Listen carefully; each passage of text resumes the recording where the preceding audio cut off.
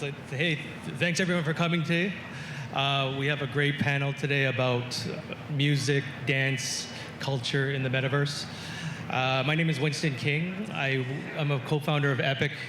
We basically work with 300 plus video games and 1,000 different IPs. And our job is really to matchmake them and do cool collaborations. We've done a lot of virtual concerts since 2018. Put celebrity chefs into cooking games, Willie Nelson to a slot game, basically esports, everything you can think of in these collaborations. And we basically do it to sell virtual goods and license digital items. And of course, back in 2018, we were trying to get these game companies to put these digital items on the blockchain. But of course, it was 2018, 19, no one cared about that. But now they know it as NFTs. So we're here today with a very cool panel. These are some of our clients that we work with. We have JaQuel Knight, celebrity choreographer, probably most famous for doing the single latest Beyonce dance moves, but I'll let him introduce himself after. Matt Everrit, executive producer of World of Dance, and David Cohen from Electric Feel, manager of 24K Golden, Post Malone. But JaQuel, why don't you start off about introducing yourself and what you do? Hello, hello. I'm JaQuel Knight, choreographer, director, creative director, a lover of music, a lover of dance, a lover of all new things. Yeah, I've choreographed for some of your favorite artists. Beyonce, everything Megan Thee Stallion, Cardi B, Jay-Z, Puff, Big Sean, J-Lo, Shakira, the list goes on, you know. So I've created many of these viral moments that we've seen in the dance, culture, music space, everything from the lemon dance to the single ladies dance, everything right now with the body dance and Adele song that's going around TikTok.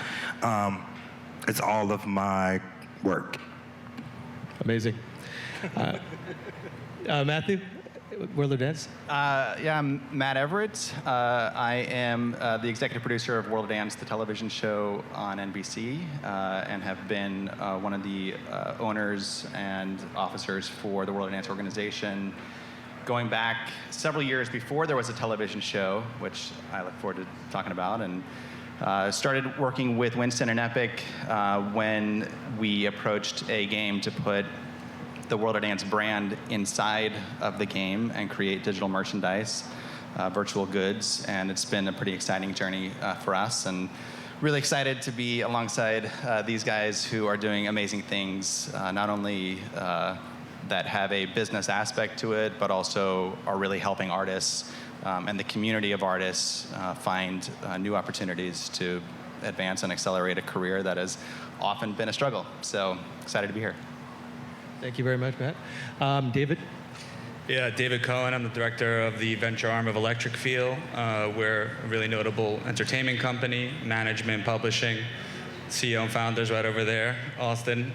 So, you know, a lot of the most notable artists and songwriters in the game are managed by us, and, you know, we've leveraged that to build a, you know, impressive portfolio in the early stage consumer space, and then more recently in the blockchain space, including working with Epik. Awesome, thank you for sharing. Yeah, so this panel talk will be basically, you know, opportunities in the metaverse. We like I said, we've been doing virtual concerts since 2018. We put in Cohen and Alice in Chains into a RPG game, which at the time didn't make crazy sense, but it was a fun project that kind of worked perfectly, and it gave us a kind of a proof of concept, if you will, for how these virtual concerts can look. Like we really see these virtual concerts as like a playable music video, right, where you can interact with the artists in some way, like if we're talking about Travis Scott and Fortnite, you can chase them around and fly and look into different. So it's I think a big opportunity for artists to have a different medium. So I want to kind of put out to you guys and what you guys think the opportunities are that you see for the metaverse. And we'll start with yourself, Dave. Yeah, absolutely. I mean, I think the metaverse has unlocked a completely new wave of, artist, fan interaction and engagement. It's given artists the ability to, in real time, connect with their fans all over the world and interact with them in a way that just isn't even possible at live events. So it really is opening a whole nother dimension to artist-fan interaction and relationship building, and the stronger that relationship is built, and the more opportunities fans have to engage with and see their favorite artists and step into their world and understand not just their music but other things that interest them in that world. The opportunities for different revenue streams, and then just more importantly, building that fan talent, relationship is priceless. So I think the metaverse is gonna unlock a whole new wave of artist-fan interaction that people kind of only dreamed of back in the day.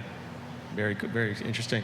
And yeah, I guess, and from a dance standpoint, it's even just as interesting. We're seeing Mark Zuckerberg do these commercials about basically him in the metaverse with fitness, and so that makes sense. He wants kids to not just be glued to their screens, but do something active. And if you can encourage exercise, even better. So an obvious kind of use case would be dance, would be the next kind of phase of that. We'd love to hear your thoughts, Matt. Yeah, actually, we've had some conversations about the misuse and abuse of dance in games, most notably Fortnite and the dance emotes that they they took from dancers who their livelihood depends on their ability to be able to create and distribute their art just as a music artist would with music, right? So, a quick story. My dad was an artist. Growing up, I remember seeing in tiny home, tiny apartment, him struggle as an artist to try to be able to make a living doing what he loved, right? And you have to appreciate the role that art plays in culture to understand and recognize that it is very important that we protect, preserve, promote art, because it is a language that helps connect humanity, sometimes for issues that there is no other way to do it than art. And my dad found a way to be able to make a humble living as an artist, and that always stuck with me as someone who loved entrepreneurship and viewed entrepreneurs as artists in their own different canvas, right? But they were creating something from their mind, and many of the same struggles. When I first was introduced to Epik, and we created basically an immersive dance experience inside the game Abacon Life. Have any of you guys played or familiar with Abacon Life? Just out of curiosity.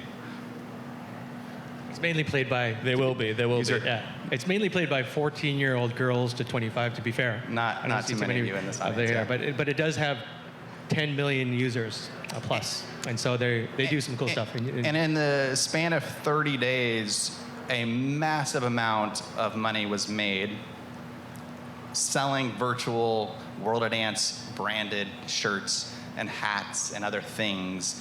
And it became very eye-opening for me. This is a platform that dancers really need to be able to take advantage of, because distribution of their art needs to widen, it needs to be expanded. And I mean, we've had conversations about how important that is. So many conversations. I mean, everything that Winston's doing, Matthew have started, everything I've been doing has been fighting for the rights of choreographers to have their rights, dancers to have their rights, to owning their IP in the music space.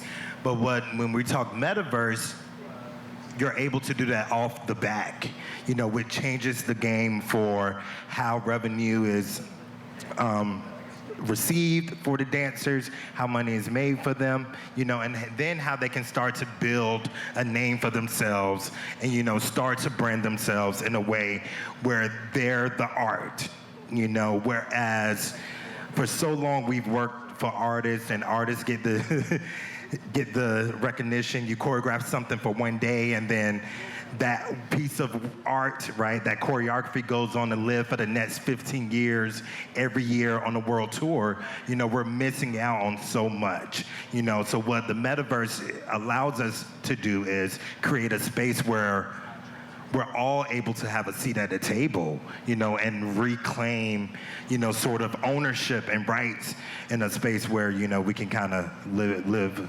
life. I also want to give props to you because at the beginning of the pandemic, you started a foundation called the JaQuel Knight Foundation. And if you can take a moment to just think about how dancers make money, it's dancing in studios, it's dancing on tours, it's places that are all closed because of the virus, and they're unable to make a living, right? And JaQuel started this foundation in order to help be able to keep some dancers off of the streets. And I think it also tells us why it's important for there to be other ways for them to make money beyond just the physical spaces. And that, the Metaverse is kind of the future. Yeah, and I think to your point, being able to kind of, create NFTs or tokenize certain moves and having that before you release a song. If you think about some of the most, impactful viral songs of the last 2 decades, a lot of them had a dance associated with them, right? And this is before TikTok. Now with the advent of TikTok, a dance and a song go hand in hand, and they're part of the marketing strategy, and they need one another to really get that reach. So I think being able to, like you said, even those in-game dances, if you should be able to have to buy an NFT to then have your character be able to do a dance in the Metaverse. Yeah, that's a very good point. At Epik, we used to look at NFTs as really just a bridge between the virtual world and the real world. Like, so a simple example would be, like you buy a T-shirt, and that T-shirt, instead of being $40, is $50, but you get it as NFT. And the NFT is basically a picture of the T-shirt. But then you get to unlock that T-shirt on your avatar, and that avatar can wear that T-shirt. And so it kind of ties the whole experience together. And we don't necessarily have to, NFTs kind of get a bad rap of like, it's an investment, like if people are trying to flip them, but we actually see it more of having more of utility. If it goes up in value, even obviously great. But I think that, it's really just another technological advance to help people do things that they've already loved to do. But for you guys, obviously, when you do mention music and dance, it's obviously it goes hand in hand. How do you envision virtual concerts differing from, or can it complement the actual concert? Absolutely. I mean, well, first of all, with a concert, you're constrained by literal physical limitations. And not to mention, costs are much higher. The production costs, if you're not a top tier artist, you're not really getting a large budget for production, right? So creating that whole world, creating that whole experience, that's something only the top 1% of artists get to even have. But with the Metaverse, what you're able to do is create an artist's world down to the T and have it be accessible by the entire globe in real time. And, take Golden, for example. His most recent album, El Dorado, has an incredible aesthetic.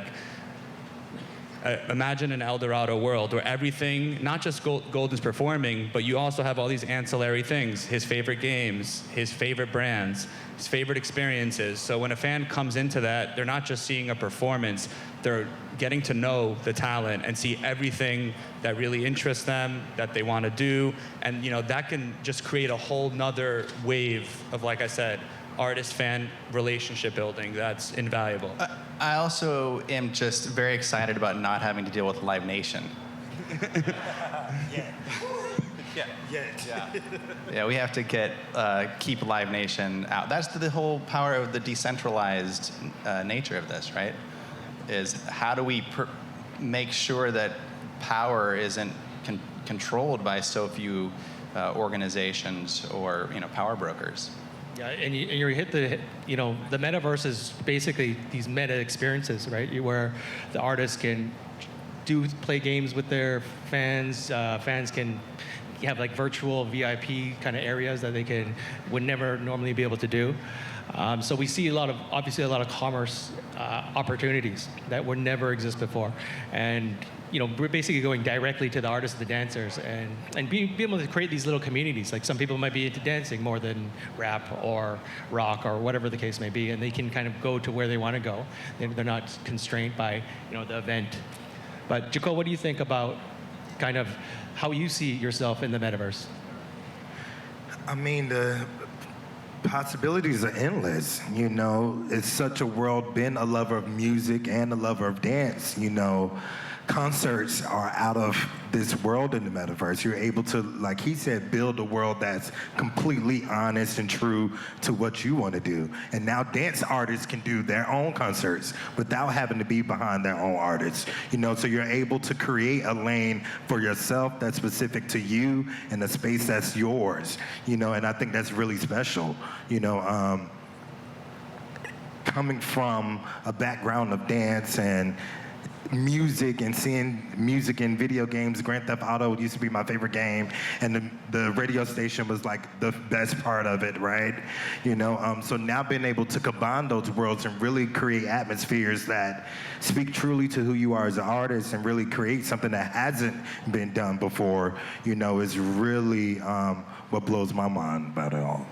I'd be interested to know, JaQuel, as an artist, how do you expect to be able to connect with an audience in a digital space differently than what you're able to do in a physical space? I mean, the awesome thing about the metaverse is you're able to connect around the globe at real time. There's no, I'm in London, you can't be at the concert. I'm in New York, you can't be at the show. I can do the intensive in Atlanta. No, you can create a time and a place for everyone to be involved, to be there, to be a part of the experience. You able to speak to everyone able to get the merch. I think that's really special and allows us to soar as artists and really to create something really new and fresh. Yeah, and to that point, I think just thinking about that layer of semi-anonymity or privacy that having an avatar in the metaverse allows you to do. So, some people maybe will be at that concert, but they're kind of embarrassed to really start dancing. They don't got the moves, If you're in your bedroom, you're in your living room, you can just be free. No one's judging your avatar, right? I mean, even think about, I was talking earlier, just straight up dance lessons, right? I'm not going to a dance lesson, but I would be down to have a dance lesson in the metaverse and practice. Like, how do people learn how to dance now? They watch YouTube videos of practice, or they don't care what people think and they'll go to a dance class, right? So it's like, I think just that ability too, giving that freedom to kind of step out of your boundaries of comfort is, again, just gonna unlock a whole new wave. Yeah, and that's a good segue to Matthew and World of Dance. You guys are doing dance studios, correct? Maybe tell us a little bit about that. And yeah, I think for me, choice is important. And you bring up a good example of someone who would choose to take a dance class in the privacy of their own home, but others, and I would say one of the goals of any organization that's promoting dance classes should be to get someone to have a shared experience dancing, whether that's in a studio or just with friends, even in a game where you can have shared experiences. I don't know if that exists yet, but it should exist at some point. So for World of Dance, for us, I really believe in physical studios. I think that those are hubs for local communities. They're a home, a safe place for a lot of people who get to make social connections in addition to doing something that it brings joy into their life. But I also really appreciate and believe the role that a digital virtual studio can play in the future of dance. And so it's how do you create something that connects those two worlds in a seamless way, and that's something that we're working on. Yeah, and I think I have an 8-year-old, and he learns better when you play games with it. So obviously the metaverse is a big video game, and so you can gamify these dancing lessons in many ways. Obviously, we're seeing a lot of viral videos when you sync when it's so perfectly synced with the music, people go crazy, right? Like Beat Saber, and it's DDR, Dance Dance Revolutions. Anyways, it seems like a very good way to enhance the teaching. I think to your point too, I mean, thinking about gamifying something for your children, there's also the aspect of gamifying learning and having built-in rewards, right? Back in the day, I'm only 28, but I guess it's back in the day when you think about how the world's changed. Like, you have to do your chores to get your allowance, right? You have to do your homework. With, NFTs in the metaverse, you could gamify all this learning and know exactly when your kid actually does these things, and then you have the built-in rewards already built into on the blockchain. There's just, the possibilities are endless. Yeah, we look at it as like, go ahead, JaQuel, did you have a note? Yeah, so for us, we work with 300 plus games, and we don't think that the metaverse should be just one looking place. We partner with different games that, like Epik, that has their own, what they specialize in, like teenage girls. Another game will be like a first-person shooting game, all boys. And so these people want that experience. And so if we can, basically change how the virtual concert looks for that person or dance or whatever, we can really segment these users and deliver the right message as opposed to, just a blanket kind of thing. Also, I feel like, this is what I love about Epik. Your strategy of, being a metaverse of metaverses and being the connective tissue between all these different worlds. Some people are always talking like Decentraland, Sandbox, this, that. Like, you don't think about it like Italy, Spain. There's a world, and every single country or different world has different experiences, and you want to go there for one reason, and this one is better for that, and that one's better for this. But taking a step back and looking just at the broader space, there's infinite amount of worlds, and each one can have their own part in some way.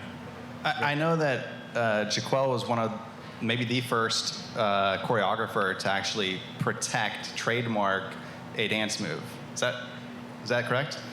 Commercial choreographer, yes. And I think what's interesting about that is, you have the ability to take a dance move, have it be something that the rights are owned by the creator, but to be able to take it and put it into not just one metaverse, one game, but all of them potentially in the future. And I think that to me is like the standard that we should be shooting for dancers to be able to protect their art and have it seen in all of these games, and to know that there is someone that is making sure that the credit is given to them as it should. Yeah, that's the golden ticket, right? It's to create a space where the art is by the artist and the rewards of that art is given back to the artist. With everything I've been doing as far as copywriting work in the commercial music space and owning the IP of it. Single ladies is my work. My goal is to put single ladies in the game so everyone in the world can do single ladies on Single Ladies Day, okay? How many of you knew the choreographer that created that dance?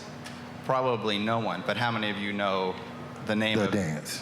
the name of the music artist? And that's part of the problem, is that there is an artist that has created something that is ubiquitous, a household name. Everyone is doing it. Millions, hundreds of millions of people. How do we use the future of technology and this digital metaverse to be able to make that possible? I think that's pretty exciting. Very exciting. I'm just excited. We have about 5 minutes left. I'm hoping JaQuel we can play that song and you could do it. But we'll see what the production people can do. But anyways, NFTs, those seems like the perfect tool for artists to continually make money, to get the credit they deserve. How do you, like that for dance, thanks for explaining that. I think that's the easiest use case. For music, how do you see the music industry changing because of NFTs? Is this going to be like Spotify or Napster? Or is this the next? I think right now blockchain is on the precipice of completely breaking the music industry. We're actually investors in Audius, which is SoundCloud on the blockchain. So there's a dual-fold purpose there. One, you as an artist, you don't actually know how many streams you have. You know what Spotify tells you and what Apple tells you, but you have no way of really verifying. So just that transparency will change everything. But then also, record labels used to be an artist's everything, right? Now they've been relegated to just being their streaming partner. And even then, younger artists coming up, they're saying, why would I sign away my life and my masters, which if you're an artist, your masters are your asset. That's your retirement. That's your savings. Why would I sign that away to a label that can't really do so much for me? I could break myself on social media if I do it right, and I can just tokenize my music rights and get my fans involved. Then instead of selling myself to a record label, I have 20,000 people that have a vested interest in my music spreading. So imagine, if you're a fan of an artist, you buy some tokens that represent X% of equity in their masters. You're now able to not just support an artist you love, but literally the more you support them, the more you spread the music, you're financially incentivized. Like, those masters could be tremendously valuable, the more streams it gets. So just the model is getting flipped on its head, where the gatekeepers of music rights are disintegrated. And I think that's why you're seeing a lot of these big Warner, Universal, they're trying to go public and cash out, because I think they know on the horizon, in the 10, 20-year horizon, it's probably game over. Yeah, no, we have about 2 minutes left. As we wrap up here, is there what's the latest with Electric Feel? Anything exciting that you guys want to talk about? Post has his album coming out in March or January, sometime between January and March, and the tour that we're planning. And then, we just integrated MoonPay into his music video. I don't know if you saw, but in the opening of his one right now with The Weeknd, Post is buying a Bored Ape on MoonPay. And if you've been seeing all these different artists buying Bored Apes and putting them, from Lil Baby, DJ Khaled, Future, Gunna, that was all done by us. We helped facilitate that. So I think what you're going to see now that's exciting vis-a-vis the metaverse and just blockchain in general is artists have a better understanding of this world and what it brings than the labels do, and the power brokers. So we're so excited about the potential for just integrating blockchain into music and what it's going to do, and we're trying to be on the forefront of that wave. Super cool, very cool stuff. Matt, anything from World of Dance that we should expect? When's the next season? Yeah, we're still working on that. We did hear that we're going to have a television show in 2 other countries next year. Unfortunately, I can't share what they are yet. But I think one thing that I hope isn't lost in this conversation that's about culture, music and dance culture, is it is still art. Artists are still creating for their fans, and technology is an amazing opportunity to reach more people in different parts of the world, but we shouldn't forget that at the end of the day, it still needs to be art, and those fans still just need to have the ability to connect with those artists in ways that they want to, and that ultimately gives those artists a reason to keep on creating. JaQuel? I think this is the future. I've been committing the past, 8 years of my career, but the past 3 years of helping support artists. So for me, it's about finding new ways that artists can be the stars, creating ways that allow them to make a living easier. How can we make living easier for our artists? Because like Matthew keeps saying, we have to support them. Dance is art, music is art as well. And until we, completely respect that, the world will continue to be hard for artists. So for me, I'm out here trying to see how can we create a better space for all art. Amen. Thank you guys. I just want to thank everyone for coming down and doing the panel. It's been very exciting. But yeah, I'm looking forward to working with all you guys. So yeah, with that being said, Should I announce that we're doing some stuff together? Yeah, go ahead. Maybe we'll throw it in there. I think, so we're heavily affiliated with Epik, and we're going to be working with them on creating, an Electric Feel metaverse and a world that, all of our artists have a different space in, and, has portals into different worlds, from Sandbox to Decentraland and whatnot. But, finding a hub where our artists can engage with their fans, our producers and songwriters can teach, aspiring producers and songwriters, and create, a community around what we have to offer, and give back, but in a way that will really help the broader ecosystem, and just be a model for what we hope will lead to a lot of other music management, entertainment companies in general taking the dive into the metaverse. Yeah, thank you. With that being said, thank you, everyone. Winston, real quickly, Also, just thank you for inviting us, and also thank you to Epik, which has been leading in this space and finding ways for artists to be able to connect and brands to connect to these games in ways that are pretty exciting. So, and I believe you guys have some kind of coin that's out there, and hopefully. Oh yeah, it's on Wabi, Uniswap, PancakeSwap. Check it out. Thanks, guys. Yeah, you did all the plugging for us, so I appreciate you. And thanks for everyone for coming.